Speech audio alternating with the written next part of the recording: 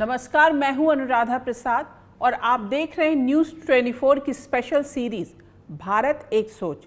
आज़ादी के बाद भारत की बुलंद तस्वीर गढ़ने में कई विचारों ने एक साथ काम किया है। मैं ऐसे ही कुछ मुखर सोच से आपका परिचय कराने की कोशिश कर रही हूं। जरा सोचिए, वो भी कोई सोच ही रही होगी जिसमें भारत की तरक्की के लिए मिक्स्ड इकोनॉमी का रास्ता चुना गया। एम्स, आईआईटी, आईआईएम जैसे संस्थान खोलने के पीछे कोई ना कोई सोच रही होगी। वो भी तो कोई सोच ही रही होगी जिसमें अधिक पैदावार के लिए हरित क्रांति की जमीन तैयार हुई होगी। वो भी एक खुली सोच ही होगी जब महिलाओं को आईएएस और आईपीएस में एंट्री मिलनी शुरू होगी। वो भी एक सोच ही रही होगी जिसमें भारतीयों का कंप्यूटर से परिचय कराया गया होगा। अर्थव्यवस्था के बंद खिड़की दरवाजे खोलने के पीछे भी निसंदेह कोई ना कोई सोच ही होगी। वो भी एक सोच ही रही होगी जिसमें भारत को परमाणु शक्ति बनाया। आज मैं ऐसी ही बुलंद और मुखर सोच के सारथियों से आपको रूबरू करवाने की कोशिश करूंगी।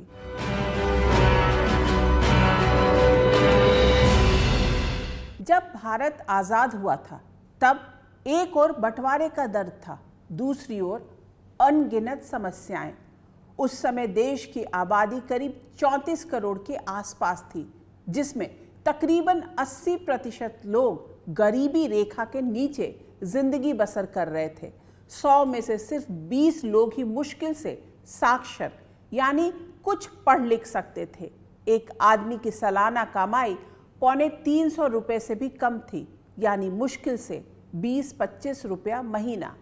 देश में गिनती के मेडिकल कॉलेज थे। सामान्य पढ़ाई के लिए भी रोजाना छात्रों को कोसों पैदल चलकर स्कूल पहुंचना पड़ता था। देश की जीडीपी में खेती का योगदान 50% से ज्यादा था। आजाद भारत की कमान संभाल रहे पंडित जवाहरलाल नेहरू के सामने सबसे बड़ी समस्या ये थी कि देश को मौजूदा संकट से निकालने की राह क्या होनी चाहिए। किस सोच के साथ आगे बढ़ने में भारत के हर आदमी को ये महसूस हो कि ये देश उसका है, अपना है। इस देश को बनाने में उसकी भी भूमिका है।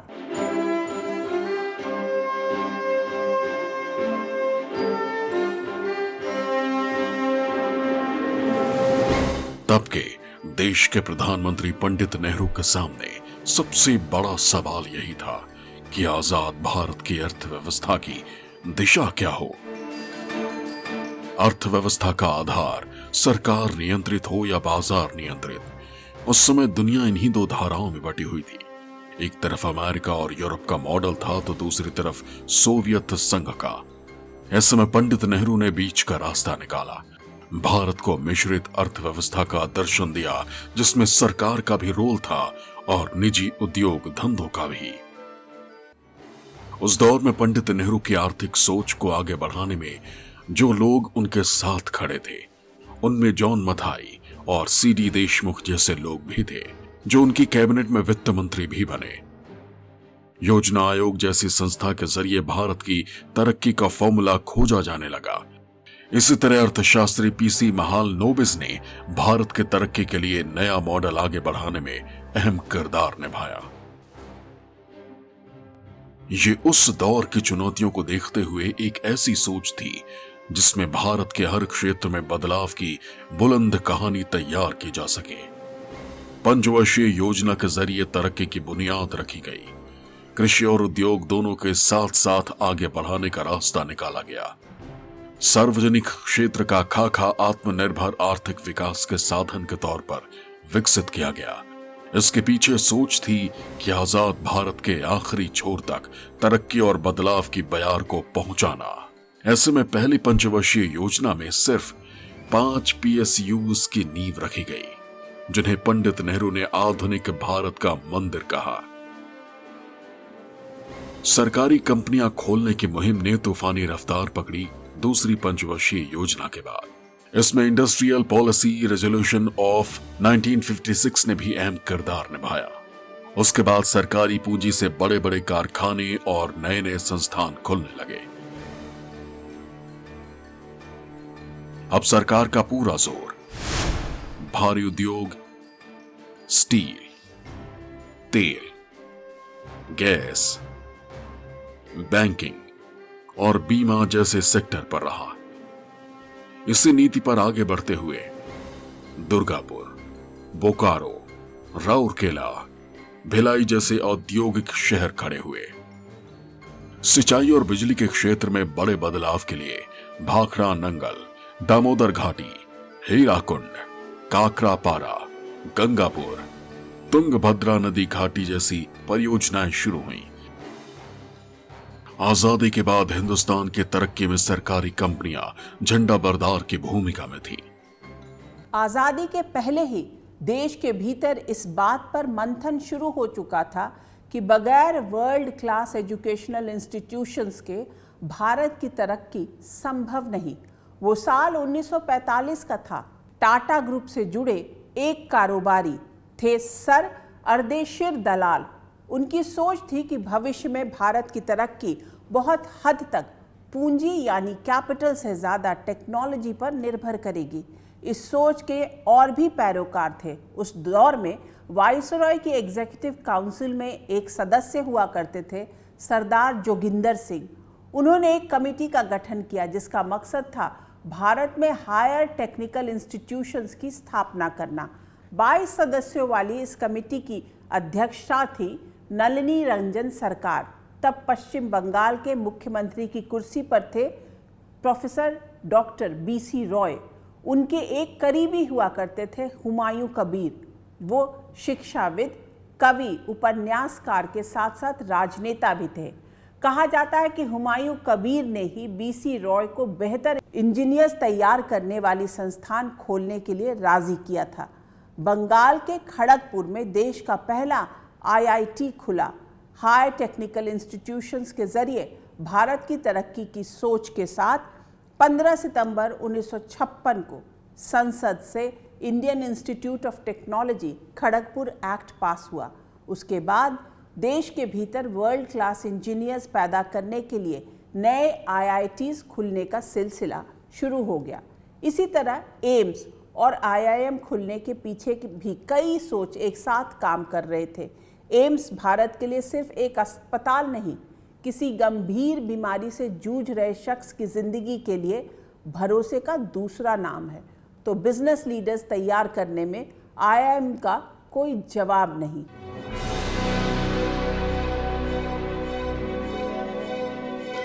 आजादी के पहले भारत में एक अत्याधुनिक मेडिकल रिसर्च इंस्टीट्यूट की आवश्यकता महसूस की जाने लगी थी। पंडित नेहरू देश में इलाज के लिए एक बेहतर अस्पताल और मेडिकल इंस्टीट्यूट का सपना देख रहे थे। तब देश के स्वास्थ्य मंत्री की जिम्मेदारी संभाल रही थी राजकुमारी अमृत कौर। जब एम्स की योजना बनाई गई तो पंडित नेहरू चाहते थे कि ये कोलकाता में बने, लेकिन तब पश्चिम बंगाल के तत्कालीन मुख्यमंत्री विधान चंद्र राय ने इस प्रस्ताव को ठुकरा दिया। ऐसे में एम्स का कलकत्ता की जगह दिल्ली में बनना तय हुआ। तब एम्स के निर्माण में न्यूजीलैंड सरकार ने बड़ी आर्थिक मदद की। राजकुमारी अमृत कौर की कोशिशों की वजह से 1952 में एम्स की आधारशिला रखी गई और इस एम्स को ऑटोनोमस बनाने के लिए 1956 में संसद में एक्ट पास किया गया। आज़ादी के बाद में नेहरू जी का विजन था कि हम एक मॉडर्न, एक आधुनिक भारत का निर्माण करें जो तकनीकी ढंग से फोर फ्रंट पे हो। उन्होंने ये भी सोचा कि अगर ये मॉडर्न उभरती हुई दुनिया में भारतवर्ष को अपना स्थान बनाना है तो फ्रंटलाइन में जाके एजुकेशनल इंस्टीट्यूशन को बनाने चाहिए। भारत के नक्शे पर दिल्ली, भोपाल, भुवनेश्वर, जोधपुर, पटना, रायपुर, ऋषिकेश, रायबरेली, नागपुर, गोरखपुर समेत एम्स के दूसरे कैंपस में रोजाना लोग अपनी बीमारियों के बेहतर से बेहतर इलाज के लिए बड़ी उम्मीद के साथ पहुंच रहे हैं। इसी तरह देश में वर्ल्ड क्लास इंजीनियर पैदा करने की सोच के साथ आईआईटी जैसे संस्थान खुलने का सिलसिला पश्चिम बंगाल के खड़गपुर से शुरू हुआ। इसके बाद IIT Mumbai, IIT Madras, IIT Kanpur, IIT Delhi जैसे संस्थान खुले। इन संस्थानों ने वर्ल्ड क्लास इंजीनियर पैदा करने में अहम भूमिका निभाई, जिससे देश के भीतर विज्ञान और तकनीक को बढ़ावा मिला। अभी देश में कुल 23 IITs हैं, जहां हर साल हजारों की तादाद में वर्ल्ड क्लास इंजीनियर पैदा किए जा रहे हैं। और IITs से निकले इंजीनियर्स के हुनर का कमाल भारत के हर हिस्से में अद्भुत संरचनाओं के रूप में सामने है। इसी तरह बिजनेस को नई ऊंचाई तक पहुंचाने की बुलंद सोच के साथ ऐसे इंस्टीट्यूट की जरूरत महसूस की गई जहां प्रोफेशनल्स तैयार किए जा सकें। 1959 में योजना आयोग ने all India institute of management studies की स्थापना के लिए यूनिवर्सिटी ऑफ कैलिफोर्निया के प्रोफेसर जॉन रॉबिन्स को न्योता दिया, जिनकी सिफारिशों के आधार पर भारत में 2 एलीट मैनेजमेंट इंस्टीट्यूट खोलने का फैसला हुआ, एक कोलकाता और दूसरा अहमदाबाद में। 13 नवंबर 1961 को IIM कोलकाता की स्थापना हुई, जिसमें MIT Sloan school of management, Paschim Bangal सरकार, फोर्ड फाउंडेशन और भारतीय उद्योग ने मदद की। इस तरह IIM अहमदाबाद को शुरुआती दौर में हार्वर्ड बिजनेस स्कूल से मदद मिली। IIM अहमदाबाद बनाने में 3 लोगों ने अहम भूमिका निभाई।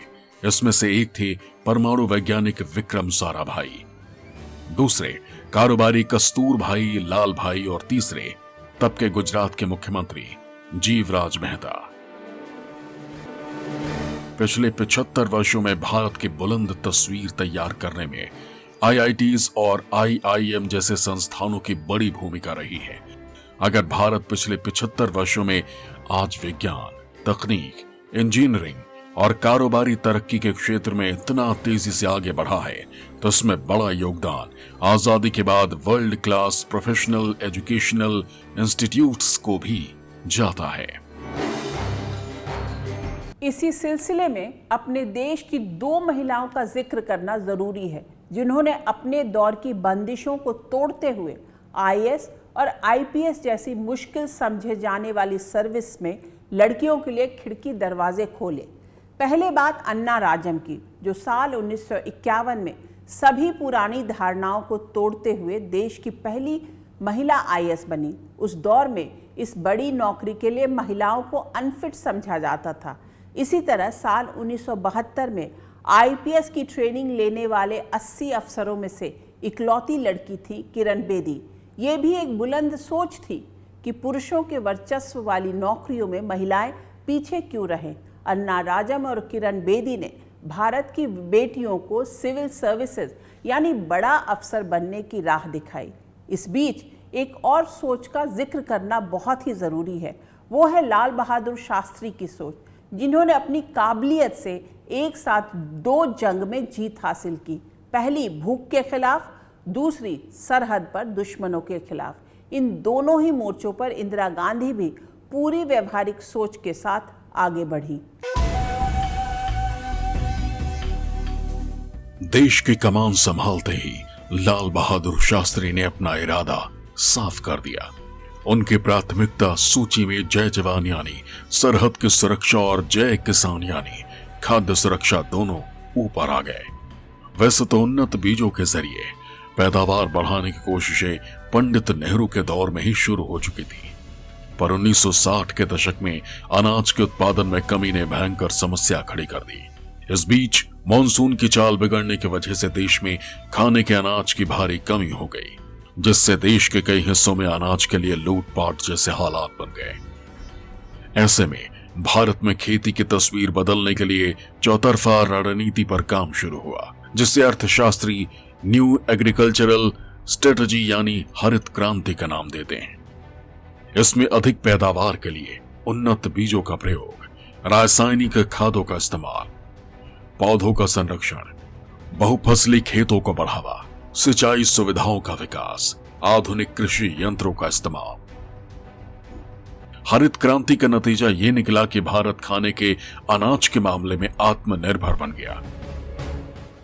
इसी तरह लाल बहादुर शास्त्री ने सरहदी सुरक्षा पर भी खासा जोर दिया। रक्षा बजट में भारी बढ़ोतरी की गई। नतीजा ये रहा कि 1965 में भारत ने सरहद पर पाकिस्तान का अहंकार चूर चूर कर दिया। शास्त्री जी ये भी अच्छी तरह समझ रहे थे कि भारत की सुरक्षा के लिए अभी बहुत कुछ किया जाना बाकी है। ऐसे में शास्त्री जी ने परमाणु ऊर्जा आयोग को एटम बम डिजाइन करने का काम सौंपा, मतलब एटम बम बनाने की दिशा में कदम बढ़ा दिया। लाल बहादुर शास्त्री के बाद प्रधानमंत्री की कुर्सी पर बैठी इंदिरा गांधी। उन्होंने भी सेना का तरकश भरने में कोई कसर नहीं छोड़ी और नतीजा ये रहा कि 1971 में भारतीय फौज ने अपने पराक्रम से पाकिस्तान को बुरी तरह हराया और अमेरिका भी चाहकर कुछ नहीं कर पाया। इससे दुनिया के नक्शे पर भारत के एक मजबूत राष्ट्र के रूप में पहचान बनी। पर विज्ञान और तकनीक में बहुत कुछ किया जाना बाकी था। जिस क्षेत्र में भारत कहीं न कहीं पिछड़ रहा था, इस बात को पूरी गंभीरता के साथ महसूस किया तत्कालीन प्रधानमंत्री राजीव गांधी ने, जिन्होंने कंप्यूटर को लोगों की जिंदगी का हिस्सा बनाने का प्रयास किया। उस दौर में उनके सलाहकार के रूप में जुड़े सैम पित्रोदा, जो एक टेक्नोक्रेट थे, टेलीकॉम सेक्टर से लेकर दूसरे कई सेक्टर में भारत की तस्वीर बदलने वाली सोच काम करने लगी। लेकिन देश की अर्थव्यवस्था पुराने ढर्रे पर ही चल रही थी, जो दुनिया में तेजी से होते बदलावों के बीच कदम ताल करने की स्थिति में नहीं थी। ऐसे में नरसिम्हा राव और मनमोहन सिंह की जोड़ी ने देश की अर्थव्यवस्था से सोशलिस्ट इकोनॉमी वाला केचुल उतारकर इकोनॉमिक लिबरलाइजेशन का रास्ता दिखाया। उस सोच को आगे बढ़ाने में सारथी की भूमिका में सी रंगराजन, मोंटेक सिंह अहलुवालिया, एनके सिंह जैसे नाम काम कर रहे थे। वो साल 1991 का था। प्रधानमंत्री की कुर्सी पर थे नरसिम्हा राव। उनके सामने सबसे बड़ी चुनौती थी मुल्क की आर्थिक सेहत ठीक करने की। ऐसे में पीएम राव ने देश के वित्त मंत्रालय की जिम्मेदारी सौंपी डॉक्टर मनमोहन सिंह को। अपनी ठोस समझ और दूरदर्शी सोच का इस्तेमाल करते हुए उन्होंने वित्त वर्ष 1991-92 के लिए ऐतिहासिक बजट तैयार किया। 24 जुलाई 1991 को पेश बजट में दुनिया भर की कंपनियों के लिए भारतीय बाजार खोल दिया गया। भारतीय कंपनियों के लिए भी विदेशों में कारोबार की राह आसान हुई। कस्टम ड्यूटी 220% से घटाकर 150% किया गया। लाइसेंस परमिट राज को खत्म किया गया। मनमोहन सिंह की नीतियों ने हिंदुस्तान के दरवाजे खिड़कियां कारोबार के लिए देसी विदेशी कंपनियों के लिए खोल दिया। साथ ही बैंकिंग सेक्टर में सुधार के लिए कई बड़े फैसले लिए। पॉलिटिकली वो ड्रामेटिक चेंज करना from almost state led enterprise to freeing up for private enterprise, ये पॉलिटिकल स्टेप नरसिम्हा राव का था। And the credit I would say and he has to go to Narasimha Rao. And let me also mention the greatness of Manmohan Singh is कि वो उन्होंने हमेशा ये acknowledge किया है, उन्होंने एक्नॉलेज किया है कि ये सबसे मुश्किल चीज़ जो पॉलिटिकल स्टेप ली वो नरसिम्हा राव की डूइंग थी, नॉट हिज डूइंग। उस दौर में मनमोहन सिंह के विचारों का बड़े पैमाने पर विरोध हुआ, लेकिन कोई भी ताकत उस विचार को नहीं रोक पाई और हिंदुस्तान की अर्थव्यवस्था उदारवाद की तरफ चल पड़ी। मनमोहन सिंह ने उदारीकरण की जो राह देश को दिखाई, उसका जल्द ही फायदा दिखने लगा। भारतीय अर्थव्यवस्था कुछ वर्षों में ही आईसीयू से बाहर निकलकर दौड़ लगाने लगी। 1991 में जहां जीडीपी विकास दर 1.06% थी, वो अगले साल यानी 1992 में बढ़कर 5.84% पर पहुंच गई। 1995 में जीडीपी विकास दर बढ़कर 7.57% हो गई। 1999 में 8.85% तक पहुंच गई। मनमोहन सिंह के उदारीकरण की नीतियों की वजह से देसी विदेशी कारखाने तूफानी रफ्तार से खुलने लगे, जो न सिर्फ भारत की जीडीपी के आंकड़े को बढ़ा रहे थे, बल्कि लाखों नौजवानों को नौकरी और करोड़ों को अप्रत्यक्ष रूप से रोजगार भी दे रहे थे।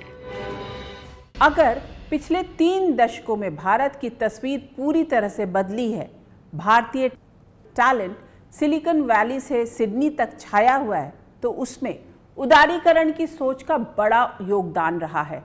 भारत में रोजगार के इतने रास्ते खुले हैं, तो इसमें उदारीकरण की सोच ड्राइविंग सीट पर रही है।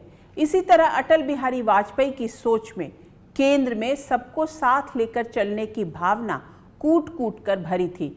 वो एक शक्तिशाली भारत के भी पक्षधर थे। उनके दौर में भारत ने परमाणु परीक्षण जैसा बड़ा फैसला लिया, तो डॉक्टर मनमोहन सिंह प्रधानमंत्री की कुर्सी पर पहुंचने के बाद उन रास्तों को चौड़ा करते दिखे। जिसमें भारत को घरेलू से लेकर अंतर्राष्ट्रीय मोर्चे पर मजबूती मिल सके। जब 2014 में नरेंद्र मोदी प्रचंड बहुमत से प्रधानमंत्री की कुर्सी पर बैठे तो वो एक ऐसी सोच के साथ आगे बढ़े जिसमें आम आदमी के लिए शौचालय बनाना भी था और संसद के लिए नई बिल्डिंग भी, राष्ट्रीय युद्ध स्मारक भी बनाना था और बुलेट ट्रेन के सपने को हकीकत में बदलने का अटल इरादा भी। गांवों के विकास से विकसित भारत का संकल्प जरूर साकार होगा। इस साल 17 सितंबर को प्रधानमंत्री नरेंद्र मोदी 75 साल के हो जाएंगे। इस उम्र में भी वो हमेशा फुल एक्शन में रहते हैं, 24/7 पॉलिटिक्स करते हैं। वो काम करने और अपने काम के भरपूर प्रचार में यकीन करते हैं। साल 2014 में वो प्रचंड बहुमत से सत्ता में आए। 2024 में भले ही बीजेपी को पूर्ण बहुमत नहीं मिला, लेकिन मोदी अपनी गठबंधन सरकार भी अपनी शर्तों पर चला रहे हैं और पकड़ मजबूत बनाए हुए हैं। मोदी में अपने मिशन के साथ लोगों को जोड़ने की गजब की क्षमता है। वो अच्छी तरह जानते हैं कि लोगों को सरकार के होने का एहसास कैसे कराया जाता है। प्रधानमंत्री आवास योजना के तहत हर किसी को घर, सौभाग्य योजना के तहत हर घर को बिजली, जल जीवन मिशन के तहत हर घर को नल से जल, स्वच्छ भारत मिशन के जरिए हर घर शौचालय, आयुष्मान भारत योजना के तहत गरीबों के इलाज का इंतजाम जैसी योजनाएं मिशन मोड में चलाते हैं। तो गरीब महिलाओं के लिए हर महीने कैश स्कीम भी अब टॉप एजेंडा में है। पीएम मोदी आधुनिक तकनीक की मदद से सरकारी योजनाओं के सख्ती से मॉनिटरिंग में यकीन करते हैं। ऐसे में उनके दौर में बहुत हद तक बिचौलिया तंत्र और भ्रष्टाचार को खत्म करने की कोशिश हुई है। ड्यूप्लीकेशन हटाने के बाद, ड्यूप्लीकेशन मतलब एक ही आधार के ऊपर 2 अकाउंट रखें, एक ही बंदा 2 अकाउंट रखें, दोनों में पैसा जाए, ये सब इसके जैसे बहुत सारे मिसयूज सब हम हटाने के बाद आज हम जो दे रहे हैं इंक्लूसिव ऑफ फ्री मुफ्त राशन, कम से कम 2.30 लाख करोड़ का बचत हुई। हम भी दे रहे हैं, कहने वाले पहले लीकेजेस को कम किया नहीं। गांव में ऐसे व्यक्ति है कि नहीं है परवाह नहीं, मगर जाते रहा पैसा, क्योंकि उसमें उनका कुछ बेनिफिट है। उनके कार्यकर्ता या कोई गलत आदमी को उसमें जोड़ दिया, इसीलिए मुफ्त वो भी दे रहे हैं, हम भी दे रहे हैं, में बहुत अंतर है। वो सब विषय निकाल करके, गलत अकाउंट को निकाल करके हम डायरेक्टली जिनको जाना है उन तक पहुंचा रहे हैं। पीएम मोदी अपने सपनों के न्यू इंडिया को गढ़ने के लिए पुराने मानदंड और तौर तरीकों को नए सिरे से परिभाषित करने की कोशिशों में जुटे। मोदी एक और कूटनीति की मदद से बेहतर दुनिया बनाने में भारत की असरदार भूमिका को आगे बढ़ाने में लगे, तो खुराफाती पड़ोसियों के लिए भी भारत का संदेश बिल्कुल साफ है। हमारे लिए पाकिस्तान है, यदि कोई विदेशी आतंकवादी वहां से आता है और हमारे सामने जवानों ने पीछा किया, क्या एलओसी के उस पार चले जाए तो हम बिल्कुल हमारे जवान बंदूक वापस कर लें? बेलओसी के उस पार चलेगा, कोशिश करेंगे मारने की, मारेंगे। कुछ बातचीत हो रही है पाकिस्तान से भी इन सब मसलों पर कि पीओके में जो कैंप्स हैं उसको डिस्ट्रॉय करने की? नहीं, कोई बातचीत नहीं हो रही। क्या बातचीत? आतंकवाद समाप्त करें, उनके साथ बातचीत होगी।